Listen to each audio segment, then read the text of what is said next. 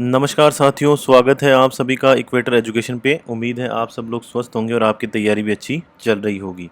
दोस्तों, आज है 14 मई और स्वागत है आप सभी का इक्वेटर एजुकेशन पे। हम डिस्कशन करेंगे न्यूज़ का कि कौन कौन सी न्यूज़ है जो आज हमारे लिए इम्पोर्टेंट है। तो सबसे पहले देखते हैं द हिंदू को।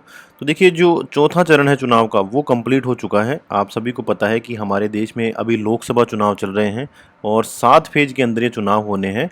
तो उसमें से जो 4 फेज हैं वो पूरे हो चुके हैं और चौथे फेज के अंदर जो वोटिंग का जो परसेंटेज आया है वो है 67.7% जो वोटर है वो वोटर टर्न आउट हुआ है।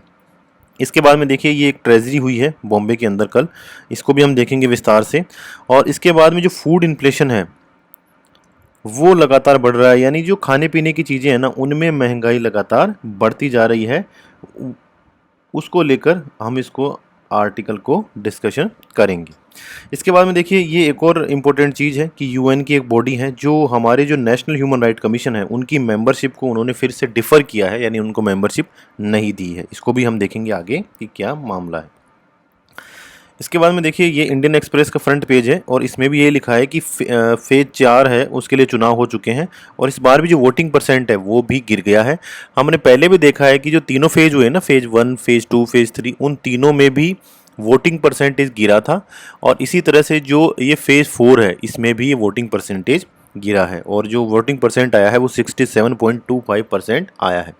हालांकि ये फाइनल नहीं है, अभी 1-2 दिन निर्वाचन आयोग को लगते हैं, उसके बाद में फाइनल डेटा आता है। लेकिन पिछली बार जो वोटिंग थी वो 70% से भी ज़्यादा थी, तो उसको देखते हुए इस फेज में ये वोटिंग कम मानी जा रही है। ये पॉलिटिकल न्यूज़ है।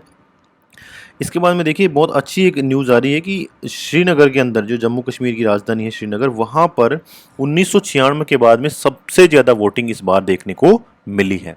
कल फेज 4 की वोटिंग थी और उस वोटिंग के अंदर भी जम्मू कश्मीर और जो श्रीनगर है, श्रीनगर की वोटिंग भी एरिया भी उसके अंदर शामिल था। तो श्रीनगर के अंदर कल 1996 के बाद में सबसे ज़्यादा वोटिंग वहाँ पर हुई है। तो एक बहुत अच्छा संकेत है कि डेमोक्रेसी के अंदर ज़्यादा से ज़्यादा लोगों की भागीदारी होनी चाहिए।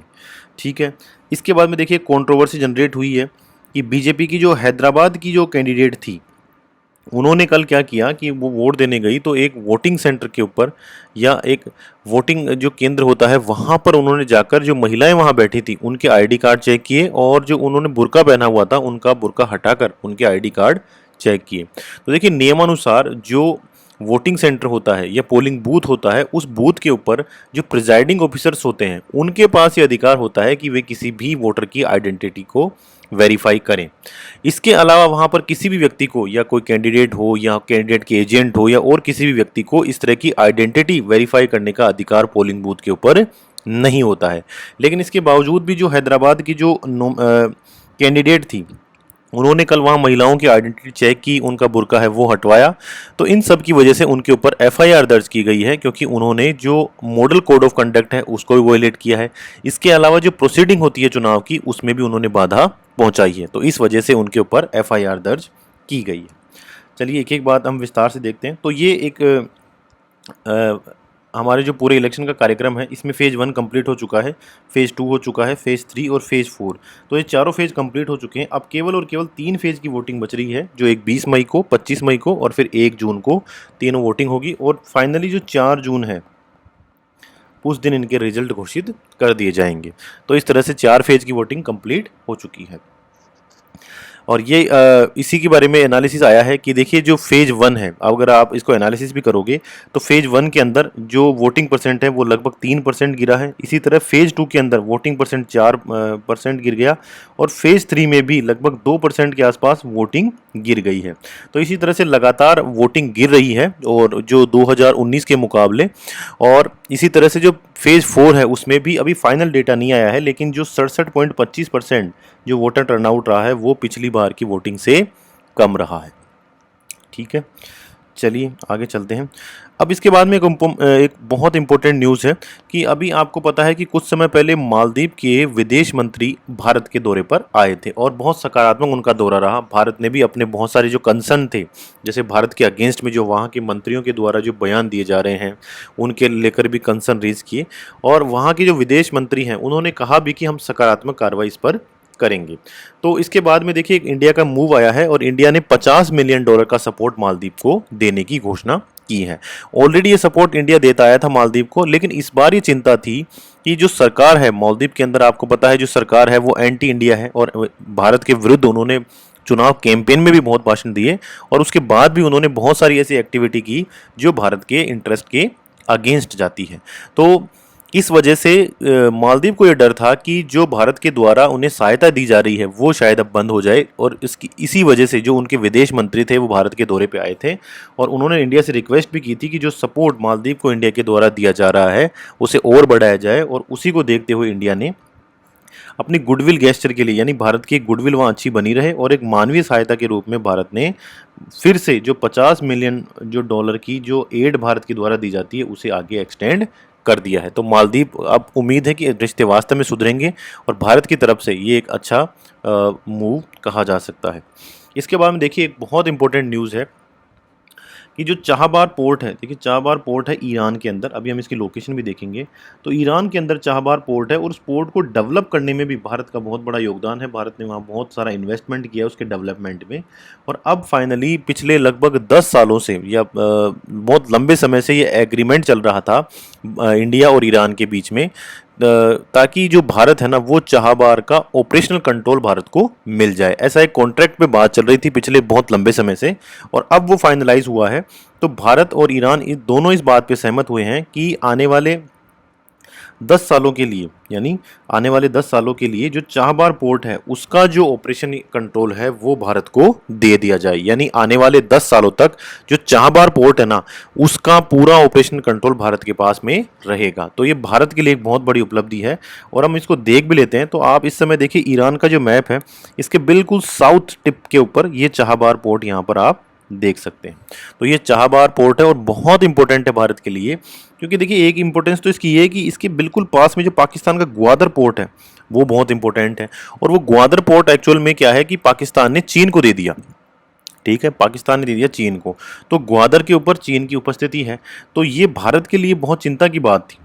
तो इसी को काउंटर करने के लिए बेसिकली भारत के द्वारा चाहबार पोर्ट को डेवलप किया गया था और अब भारत को उसका 10 साल के लिए उसको ऑपरेशन करने के लिए भारत को उसका एग्रीमेंट साइन हुआ है ईरान के साथ में, ठीक है। ये देखिए ईरान में ओमान की खाड़ी में स्थित है और ईरान का केवल एकमात्र बंदरगाह है। ईरान वैसे तो पूरा आप कंट्री देखोगे तो ये लैंडलॉक कंट्री है, लेकिन एक छोटा सा हिस्सा है जो समुद्र पे टच होता है और वहीं पर चाहबार पोर्ट है, ठीक है। अब देखिए अब भारत को अगर ये चाहबार पोर्ट मिल जाता है तो भारत देखो ट्रेड कर पाएगा कहाँ कहाँ, पूरे ईरान के अंदर भारत अपने सामान भेज पाएगा, अफगानिस्तान के अंदर भारत अपना सामान भेज पाएगा और जो मिडिल ईस्ट है पूरा का पूरा, जो ऊपर जो कंट्रीज़ हैं, तुर्कमेनिस्तान है, कजाकिस्तान है, तजाकिस्तान है, इन सब कंट्रीज़ के अंदर भारत के मजबूत रिलेशन स्थापित होंगे। इसके अलावा भारत की जो सामरिक स्थिति है, इसके अलावा भारत की जो सामरिक स्थिति है इस पूरे रीजन के अंदर, पूरे अरब सागर के अंदर, वो भी बहुत मजबूत हो जाएगी। और एक भारत के लिए लंबे समय से एक चिंता का विषय था कि जो ग्वादर पोर्ट है पाकिस्तान का वो चीन के पास चला गया, तो वहाँ चीन की उपस्थिति थी, तो उस उपस्थिति को काउंटर करने के लिए भी ये चाबहार पोर्ट बहुत ज़्यादा हमारे लिए इम्पोर्टेंट है, ठीक है। इसका महत्व देखिए, एक तो क्या है कि अफगानिस्तान और मध्य एशिया तक भारत की जो पहुंच है ना वो अब बहुत ज़्यादा मजबूत हो जाएगी और इस अफगानिस्तान और मध्य एशिया के साथ में भारत के रिश्ते बहुत मजबूत अब हो जाएंगे। तो हमारा जो एक विदेशी संबंध है उसका विस्तार होगा, क्योंकि देखिए जो पाकिस्तान है ना वो परंपरागत रूप से हमें भूमि के मार्ग से ट्रेड नहीं करने देता है। तो इस वजह से अफगानिस्तान और मध्य एशिया के साथ में हमारा ट्रेड बहुत कम है, क्योंकि वहाँ पर वैकल्पिक जो मार्ग हैं जैसे हवाई मार्ग हो गया या समुद्र के मार्ग हो गया, ये या तो बहुत दुर्गम है या जटिल है या बहुत महंगे हैं। तो अब अगर हमें ये जो लैंड के थ्रू हमें जो एक्सेस मिल जाएगी अफगानिस्तान और मध्य एशिया की, उससे हमारा व्यापार बहुत बढ़ेगा और इन देशों के साथ हमारा संबंध भी बहुत ज़्यादा बढ़ेगा, ठीक है। क्योंकि चाबहार पोर्ट एक वैकल्पिक मार्ग देता है जो अफगानिस्तान के साथ हमारे व्यापार को मजबूत करेगा, ठीक है। इसके अलावा देखिए भारत की जो ईरान तक जो पहुंच है ना वो और भी ज़्यादा अच्छी हो जाएगी, तो ईरान और भारत के बीच में जो संबंध है वो बहुत ज़्यादा मजबूत हो जाएंगे। इसके अलावा अंतर्राष्ट्रीय उत्तर दक्षिण गलियारा जो एक पहल की जा रही है रूस के द्वारा, भारत के द्वारा, जिसमें उत्तर और दक्षिण यानी जो इक्वेटर के नॉर्थ में जो कंट्रीज़ हैं, इक्वेटर के साउथ में जो कंट्रीज़ हैं, इनको आपस में जोड़ने के लिए कॉरिडोर बनाया जा रहा है। और इस कॉरिडोर के अंदर देखिए रेल भी बनेगी, और समुद्री रूट भी बनेगा और सड़क भी बनेगा। तो इस पूरे कॉरिडोर को डेवलप करने के लिए सबसे इंपॉर्टेंट था चाबहार बंदरगाह, और उसकी एक्सेस अब भारत को 10 साल के लिए मिल गई है। तो इस कॉरिडोर का डेवलपमेंट भी बहुत ज़्यादा होगा। इसके अलावा देखिए, मध्य एशिया के अंदर भारत को जो साधन संपन्न और आर्थिक उन्मुख क्षेत्र हैं, यानी वहाँ से भारत को बहुत सारे मिनरल्स मिल सकते हैं, वहाँ से बहुत सारा इन्वेस्टमेंट भारत को मिल सकता है।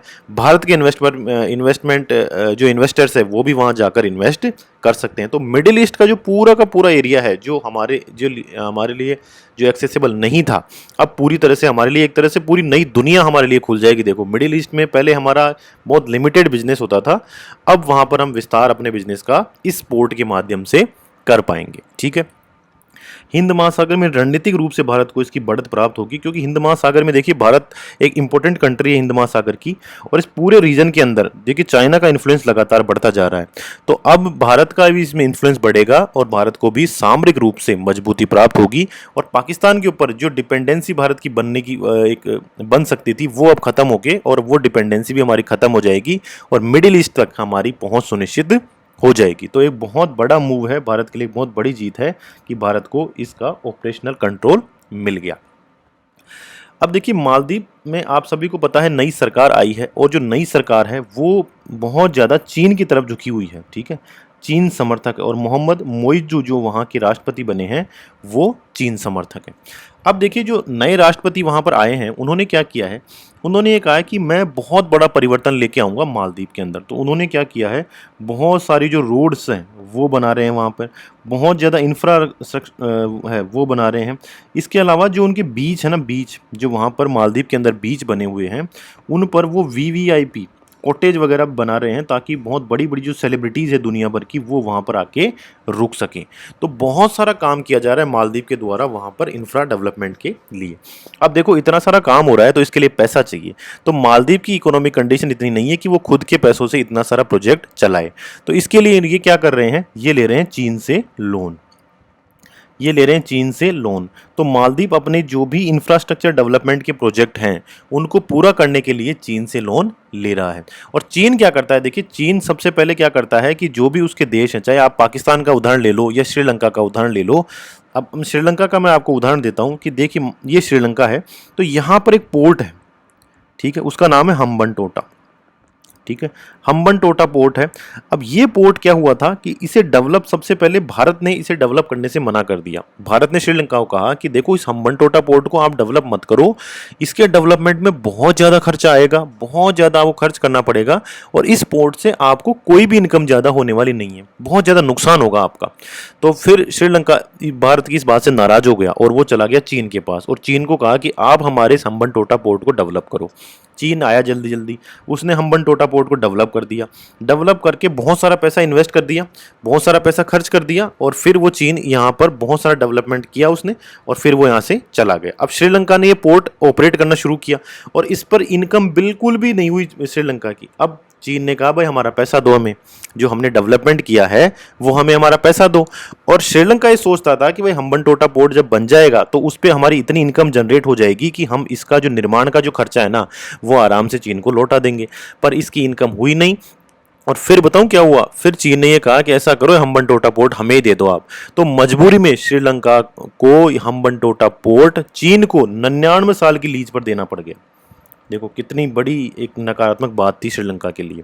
तो चीन ऐसे ही करता है, सबसे पहले क्या करता है कि बहुत कम रेट के ऊपर वो लोन देता है, बहुत कम रेट के ऊपर वो लोन देता है अपने पड़ोसी देशों को। ऐसा ही उसने पाकिस्तान में कर दिया, तो बहुत कम रेट पर वो लोन देगा। अब धीरे धीरे क्या होगा कि इस मालदीव के ऊपर बहुत सारा लोन हो जाएगा चीन का, और अगर धीरे धीरे ये लोन अगर चुकाया नहीं गया, अगर मालदीव की इतनी इनकम नहीं हुई, जैसे कि आपको पता है कि भारतीय टूरिस्ट वहाँ बहुत ज़्यादा जाते थे, अब वो टूरिस्ट जाना कम हो गए, तो वहाँ पर इनकम भी कम हो रही है। तो अगर वहाँ पर मालदीव की इनकम कम हो जाती है या वो चुका नहीं पाएगा चीन को लोन वापस, तो चीन क्या करेगा, इनको ये कहेगा कि आप ऐसा करो, हमारे को कुछ द्वीप दे दो, आपके जो आपके बीचेज है ना वो हमें दे दो आप, किस पर? लीज पर। तो एक तरह से वो इससे लीज पर खरीद लेगा इनको।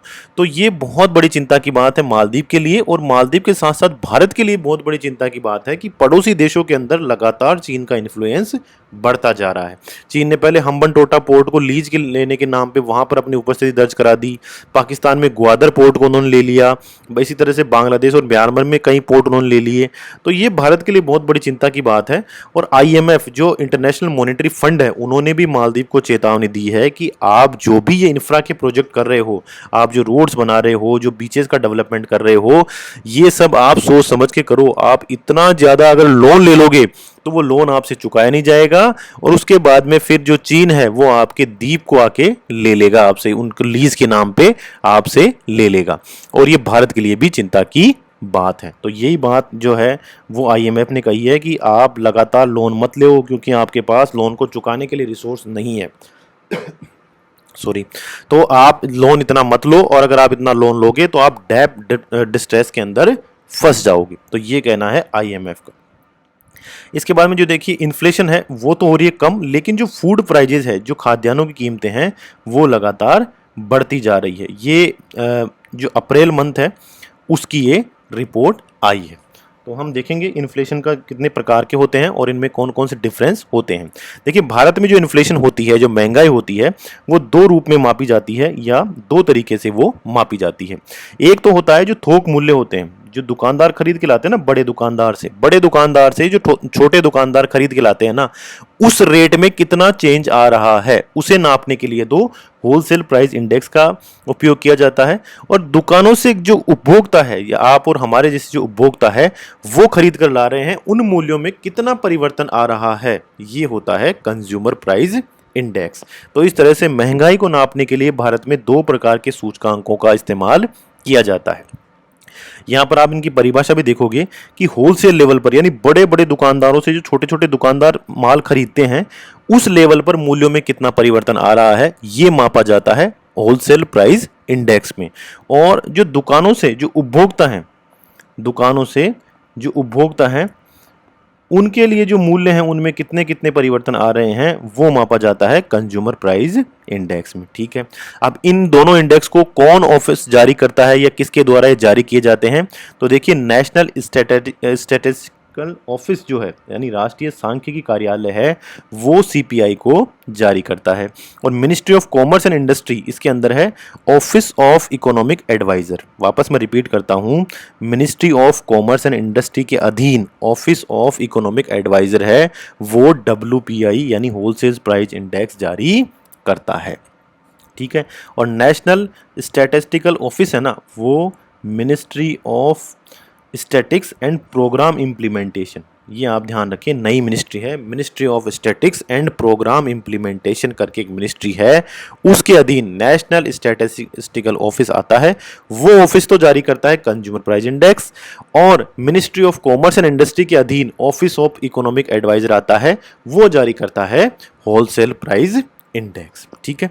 अब WPI या होलसेल प्राइस इंडेक्स में केवल और केवल हम वस्तुओं को ही नापते हैं, इसके अंदर सेवाओं को शामिल नहीं किया जाता है, जबकि कंज्यूमर प्राइस इंडेक्स के अंदर वस्तुओं और सेवाएं दोनों को ही शामिल किया जाता है। तो ये बहुत इंपॉर्टेंट अंतर है, खूब एग्जाम में पूछा जाता है कि WPI के अंदर वस्तुएं और सेवाएं दोनों शामिल होती है क्या, तो हम कहेंगे नहीं, WPI में केवल और केवल वस्तुएं शामिल होती है। कंज्यूमर प्राइस इंडेक्स में वस्तुएं और सेवाएं दोनों ही शामिल होती है। कहाँ पर ये इन्फ्लेशन मेजर होता है, तो देखिए हमने देख लिया कि ये थोक स्तर पे, और WPI तो थोक स्तर पे मेजर होगा, और कंज्यूमर प्राइस इंडेक्स वो है वो फाइनल स्टेज पे, यानी जहां पर उपभोक्ता उसे उपभोग करता है उस स्तर पर इस महंगाई का आकलन किया जाता है। ठीक है। इसके बाद में देखिए जो बेस ईयर है वो भी इंपॉर्टेंट है। जो बेस ईयर है वो 2011-12 है WPI के लिए, और CPI के लिए वो जो बेस ईयर है वो है 2012। तो दोनों के लिए बेस ईयर भी अलग अलग है। अब देखिए इसमें जो WPI है ना, इसमें जो ज़्यादातर वेटेज दिया जाता है जिन वस्तुओं को, वो दिया जाता है फ्यूल को, यानी ईंधन की जो प्राइजेज है उनको ज़्यादा वेटेज दिया जाएगा WPI में। और जो फूड वाले जो चीज़ें हैं, जैसे अनाज हो गया, दालें हो गई, उन चीज़ों को महत्व कंज्यूमर प्राइस इंडेक्स में ज़्यादा दिया जाता है। तो ये हमारे लिए अंतर बहुत इंपॉर्टेंट है। कितने प्रकार के इंडेक्स होते हैं, इनका बेस ईयर क्या है, किस में वस्तुएं शामिल होती है, कौन कौन सा मंत्रालय है, कौन कौन सी वस्तुओं को वेटेज दिया जाता है, ये सारी चीज़ें हमें ध्यान देने की ज़रूरत होती है। तो आप इन्हें ध्यान से देखें, दोनों ही हमारे लिए बहुत ज़्यादा इंपॉर्टेंट है। इसके बाद में देखिए काजीरंगा राष्ट्रीय उद्यान अभी हाल ही में खबरों में है। तो ये असम में स्थित है। असम में काजीरंगा राष्ट्रीय उद्यान है और इसने अभी बहुत ज़्यादा रेवेन्यू जनरेट किया है, इस वजह से ये खबरों में है। अब देखिए पूर्वी हिमालय जैव विविधता हॉटस्पॉट। ठीक है, जैव विविधता हॉटस्पॉट क्या होते हैं? देखिए दुनिया के अंदर, पूरी दुनिया के अंदर ऐसे स्थान जहां बहुत ज़्यादा मात्रा में बायोडाइवर्सिटी पाई जाए। ठीक है, बायोडाइवर्सिटी पाई जाए। और दूसरा, उस बायोडाइवर्सिटी को खतरा ज़्यादा हो। तीसरा, वो बायोडाइवर्सिटी स्थानीय बहुत ज़्यादा हो। यानी मैं आपको उदाहरण देता हूं कि मान लीजिए कोई ऐसा स्थान है जहां बायोडाइवर्सिटी बहुत ज़्यादा है, यानी जंगल, जीव जंतु बहुत ज़्यादा संख्या में है, उनको बहुत ज़्यादा खतरा है, और वो जो वहां पर पेड़ पौधे और जीव जंतु है ना, वो केवल वहीं पाए जाते हैं। दुनिया में उस तरह के विविधता और कहीं नहीं पाई जाती। यानी स्थानीय रूप से ही वो विविधता बहुत ज़्यादा पाई जाती है। वहां पर जो पेड़ पाए जाते हैं वो केवल वहीं उसी एरिया में पाए जाएंगे। दुनिया में दूसरी जगह वो या तो बहुत कम होंगे या बिल्कुल भी नहीं होंगे। यानी स्थानीय वनस्पति बहुत ज्यादा वहां पर होती है। तो इस तरह की अगर तीन ये शर्तें अगर कोई भी स्थान फुलफिल करता है तो उसको हम दर्जा देते हैं बायोडाइवर्सिटी हॉटस्पॉट का। क्या दर्जा देते हैं? बायोडाइवर्सिटी या जैव विविधता हॉटस्पॉट का। और भारत में इस तरह के 4 हॉटस्पॉट पाए जाते हैं। भारत में इस तरह के 4 जैव विविधता हॉटस्पॉट पाए जाते हैं। उनमें से एक है देखिए पूर्वी हिमालय। और उस पूर्वी हिमालय जो हॉटस्पॉट है वो बहुत लंबा हॉटस्पॉट है, हजारों किलोमीटर फैला हुआ है। तो उसमें से एक पार्ट, उसी का पार्ट है काजीरंगा राष्ट्रीय उद्यान। ठीक है, असम के अंदर है। ब्रह्मपुत्र नदी ये इसके उत्तर में बहती है और कार्बी एंगलोंग जो पहाड़ियां हैं वो इसके दक्षिण में है। तो ब्रह्मपुत्र नदी और कार्बी एंगलोंग पहाड़ियों के बीच में जो स्थल है वो काजीरंगा नेशनल पार्क कहलाता है। अब देखिए सबसे ज़्यादा ये फेमस क्यों है, तो आप पिक्चर में भी देख सकेंगे। यहाँ एक सींग वाले गेंडे मिलते हैं। देखो सबसे ज़्यादा विश्व में जो आबादी मिलती है वो एक सींग वाले गेंडे। एक सींग वाले गेंडे देखिए दुनिया में सबसे ज़्यादा भारत में पाए जाते हैं और भारत में सबसे ज़्यादा वो असम के काजीरंगा नेशनल पार्क के अंदर पाए जाते हैं। तो ये हमारे लिए बहुत ज़्यादा इंपॉर्टेंट है। सबसे ज़्यादा जिसकी जो प्रतिष्ठा है या सबसे ज़्यादा जिसकी ख्याति है वो केवल और केवल एक सींग वाले गेंडे की वजह से है। इसके अलावा देखिए और भी इसमें बहुत सारे जीव जंतु पाए जाते हैं जो आप यहाँ पर देख सकते हैं। तो ये हमें इसकी लोकेशन ध्यान रखना है और ये ध्यान रखना है कि ये फेमस क्यों है। इसके बाद में देखिए कल भी हमने ये न्यूज़ डिस्कशन कर ली थी कि इंडिया का जो ट्रेड पार्टनर है, जो पहले यूएस सबसे बड़ा ट्रेड पार्टनर हुआ करता था, अब वो उसकी जो पोजीशन है वो खत्म हो गई है और अब जो चाइना है, ये तो पुराना डेटा है, चाइना भारत का सबसे बड़ा ट्रेड पार्टनर बन गया है। और चाइना को देखिए ट्रेड पार्टनर का मतलब क्या होता है कि इंपोर्ट और एक्सपोर्ट दोनों मिलाओ आप। इंपोर्ट और एक्सपोर्ट दोनों को अगर हम मिलाते हैं तो जो सबसे ज़्यादा है उसमें फर्स्ट रैंक आती है चाइना की और सेकंड रैंक किसकी आती है? वो आती है यूएसए की। तो चाइना हमारा सबसे बड़ा ट्रेड पार्टनर बन गया है। पहले हमारा सबसे बड़ा ट्रेड पार्टनर था यूएस और अब बन गया है चाइना। लेकिन देखिए यूएस के साथ तो एक बहुत अच्छी बात थी कि हम उसे एक्सपोर्ट ज़्यादा करते थे और इंपोर्ट उससे कम करते थे, तो वहाँ हमारा पॉजिटिव बैलेंस रहता था। लेकिन चाइना के साथ उल्टा है, वहाँ हम एक्सपोर्ट तो बहुत कम करते हैं चाइना को और इंपोर्ट हम बहुत ज़्यादा करते हैं। यानी हमारी विदेशी मुद्रा बहुत ज़्यादा हमारे देश से बाहर जाती है। तो इस तरह से ये अभी नया डेटा आया है और भी इसका एनालिसिस आएगा। इसके बाद में आपको पता है इजराइल और फ़लस्तीन के बीच में विवाद लंबे समय से चल ही रहा है।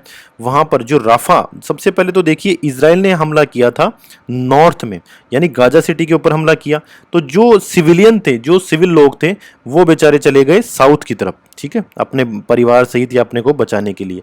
उसके बाद में इजराइल ने हमला किया कहाँ पर? मिडिल के अंदर, यानी ये यहाँ पर जो मिडिल एरिया है वहाँ पर किया। अब इजराइल कह रहा है कि हम तो साउथ पर भी हमला करेंगे, यानी राफा जो सिटी है वहाँ भी हमला करेंगे। तो अब पूरे विश्व के अंदर इजराइल की निंदा हो रही है कि भाई आप जो पहले आतंकवादियों को मारने के लिए हमला कर रहे थे, अब आप तो वहाँ के जो फिलिस्तीन के जो आम आदमी है ना, उनके ऊपर भी आप हमला कर रहे हो। और इन्होंने चेतावनी भी जारी की है इजराइल ने कि राफा में कि भाई आम आदमी इस राफा को खाली करके भाग जाएं। और इस वजह से वहाँ बहुत ज़्यादा मात्रा में लोग वहाँ से भाग रहे हैं। ठीक है। इसके बाद में देखिए कल क्या हुआ था, ये मुंबई है वहाँ पर बहुत तेज, वहाँ पर एक आंधी आई थी, बहुत तेज आंधी आई, बहुत ज़्यादा स्टॉर्म आया और उसमें बहुत धूल भी थी, बहुत धूल भरी आंधियाँ इस समय जनरली आती है राजस्थान के अंदर। आप देखते हैं कि मानसून से पूर्व के जो टाइम होता है 2-3 महीने का, उसमें बहुत ज़्यादा आंधियाँ आती है। तो बहुत तेज आंधी कल मुंबई के अंदर आई और उस आंधी में क्या हुआ कि एक बहुत बड़ा बोर्ड था, 100 फीट जो लंबा जो बोर्ड था ना, वो बोर्ड आकर गिर गया एक पेट्रोल पंप के ऊपर। अब वहां पर क्या था, बहुत सारे लोग खड़े थे उस आंधी से बचने के लिए, तो उस वजह से वहां पर 8 लोगों की तो मृत्यु हो गई और 70 लोग वहां पर इंजर्ड हो गए उस बोर्ड के गिरने की वजह से। तो एक होर्डिंग, वो जो बोर्ड होता है, होर्डिंग बड़े बड़े खंभों के ऊपर रोड के साइड में लगा रहता है, तो कल इतनी तेज आंधी बॉम्बे के अंदर आई कि वो बोर्ड वहां से उखड़ कर और पेट्रोल पंप पर आके गिर गया और वहां पर बहुत सारे लोग खड़े थे आंधी से बचने के लिए। तो इस वजह से वहां 8 लोग मर गए और 70 लोग वहां पर इंजर्ड हुए हैं। तो एक दुखद घटना है। उम्मीद है आपका आज का वीडियो आपके लिए यूजफुल रहा होगा। आप सभी का धन्यवाद। Thank you very much.